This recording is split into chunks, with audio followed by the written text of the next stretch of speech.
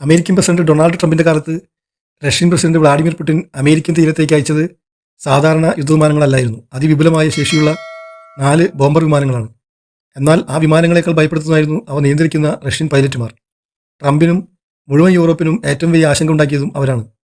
Super പൈലറ്റുമാരെ super soldiers എന്ന് വിശേഷിപ്പിക്കാൻ കാരണമായ 3 പ്രധാന ഘടകങ്ങൾ ഇവയാണ്. സാധാരണ ഫൈറ്റർ പൈലറ്റുമാർക്ക് പരമാവധി 8 മുതൽ 10 മണിക്കൂർ വരെ തുടർച്ചയായി പറക്കാൻ കഴിയുമ്പോൾ റഷ്യൻ പൈലറ്റുമാർ 18 മുതൽ 21 മണിക്കൂർ വരെ ഇടതടവില്ലാതെ പറക്കുന്നു. ഇത്തരത്തിലുള്ള ക്ഷമയും മനോബലവും കാണിക്കുന്ന പൈലറ്റുമാരെ നേരിടുന്നത് മറ്റു രാജ്യങ്ങൾക്ക് ഭയപ്പെടുത്തുന്ന ഒരു സ്വപ്നമാണ്. പറക്കുന്ന സമയത്ത് ബോംബർ വിമാനങ്ങളും പൈലറ്റുമാരും തമ്മിൽ ആശയവിനിമയം നടത്തുന്നത് അത്യന്തം രഹസ്യമായ കോഡുകളിലൂടെയാണ്.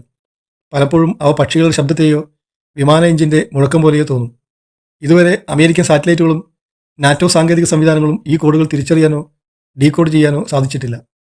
3 വർഷത്തെ ശക്തമായ ഫ്ലൈറ്റ് ട്രെയിനിങ് പൂർത്തിയാക്കിയ ശേഷം റഷ്യൻ പൈലറ്റുമാർ പ്രോജക്റ്റ് സ്കോളോ എന്ന പ്രത്യേക മാനസിക പരിശീലന പരിപാടിയിൽ പങ്കെടുക്കുന്നു. മിസൈൽ ആക്രമണങ്ങൾ നേരിടുമ്പോൾ ഹൃദയമിടിപ്പ് നിയന്ത്രിക്കുന്ന ടിബറ്റൻ ശ്വാസക്രിയ രീതികളും അതിവെള്ളക്കട്ടയിൽ പോലും ജീവിക്കാൻ കഴിയുന്ന കോൾഡ് വാട്ടർ റെസിസ്റ്റൻസ് ടെക്നിക്കുകളും ഇവയിൽ ഉൾപ്പെടുന്നു.